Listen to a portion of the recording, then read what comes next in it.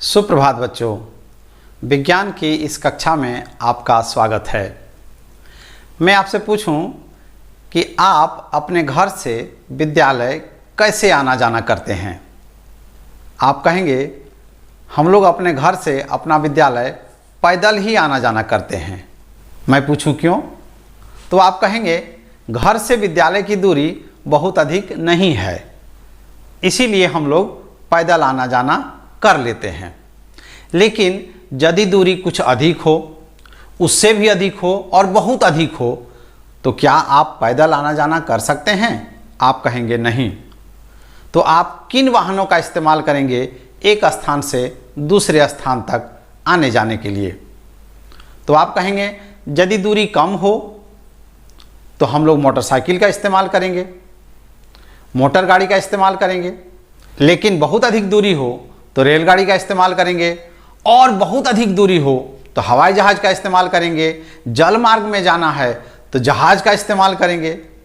निश्चित रूप से आप इन वाहनों का नाम बता सकते हैं क्योंकि आप इन वाहनों को देखते हैं। लेकिन जरा प्राचीन काल में चलिए, जब यातायात के साधन नहीं थे तब लोग आना जाना कैसे करते थे। प्राचीन काल में लोग एक स्थान से दूसरे स्थान पैदल आना जाना करते थे, पैदल यात्रा करते थे। जानते हैं क्यों? क्योंकि यातायात के साधन नहीं थे। लोग गठरी में सामान बांधते थे और पीठ में लाद करके एक स्थान से दूसरे स्थान तक यात्रा करते थे। जलमार्ग में जाने के लिए लोग लकड़ी से बने नाव का इस्तेमाल करते थे। लेकिन पहिए के आविष्कार ने यातायात को सुगम बनाया। पहिए से चलने वाले वाहन बने और उन वाहनों को खींचने के लिए लोग पशुओं का इस्तेमाल करने लगे।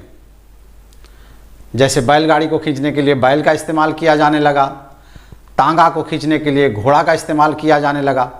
आज भी तांगा को खींचने के लिए घोड़ा का इस्तेमाल किया जाता है, बैलगाड़ी को खींचने के लिए बैल का इस्तेमाल किया जाता है। तो इस तरह से पहिए का आविष्कार हुआ और यातायात सुगम हो चला। फिर वाष्प इंजन का आविष्कार हुआ। इस वाष्प इंजन के आविष्कार ने यातायात को और सरल बना दिया। वाष्प इंजन से रेलगाड़ी चलने लगी जो पटरियों पर दौड़ने लगी। इससे यात्रा भी आसान हो गया और सामान ढोना भी आसान हो गया। फिर जीवाश्म ईंधन जैसे पेट्रोल और डीजल से चलने वाले इंजन का आविष्कार हुआ और इस आविष्कार ने यातायात में एक क्रांति ला दी। नए नए वाहनों का आविष्कार होने लगा। मोटरसाइकिल, कार, बस, रेलगाड़ी भी इन ईंधनों से चलने लगी। हवाई जहाज का आविष्कार हुआ, हेलीकॉप्टर का आविष्कार हुआ और इस प्रकार यातायात आज एकदम सरल हो गया। कम दूरी को तय करने के लिए भी आज लोग मोटरसाइकिल का इस्तेमाल करते हैं, टेम्पो का इस्तेमाल करते हैं, टोटो का इस्तेमाल करते हैं। कुछ अधिक दूरी तय करनी हो तो बस का इस्तेमाल करते हैं, मोटर गाड़ी का इस्तेमाल करते हैं। बहुत अधिक दूरी तय करनी हो तो ट्रेन का इस्तेमाल करते हैं और लंबी दूरी तय करनी हो और समय कम लगाना हो तो वायुयान का इस्तेमाल किया जाता है, हेलीकॉप्टर का इस्तेमाल किया जाता है। और आज देखिए, प्राचीन काल से जब हम आज की तुलना करते हैं तो प्राचीन काल में यातायात कितना कठिन था और आज कितना सुगम हो गया है। अभी तक तो हम लोगों ने यातायात की कहानी और यातायात के साधनों के बारे में पढ़ा, लेकिन जब हम यातायात करते हैं, एक स्थान से दूसरे स्थान को जाते हैं, तो हम कितनी दूरी तय करते हैं ये पता कैसे करेंगे? पुराने ज़माने में लोग कैसे पता करते थे कि उन्होंने कितनी दूरी तय की? एक स्थान से दूसरे स्थान तक जाने के लिए हमें दूरी का ज्ञान होना आवश्यक है। तभी हम पता कर सकते हैं कि हम एक स्थान से दूसरे स्थान तक जाने के लिए किस प्रकार के वाहन का इस्तेमाल करेंगे, या दैनिक जीवन में उपयोग में आने वाली वस्तुओं का भी लंबाई, चौड़ाई, मोटाई इत्यादि का ज्ञान होना आवश्यक है। जैसे एक बढ़ई एक अलमारी बनाने जा रहा है तो अलमारी की लंबाई, चौड़ाई, मोटाई कितनी होगी इसकी जानकारी अति आवश्यक है।